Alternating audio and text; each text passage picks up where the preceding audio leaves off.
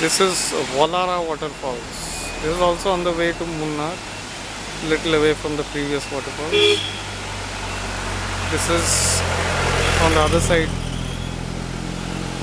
of the road, across a ravine. This is the ravine where the water falls, and where it goes is not visible. Must be a stream joining Periyar river. Since Periyar is downstream, everything joins Periyar.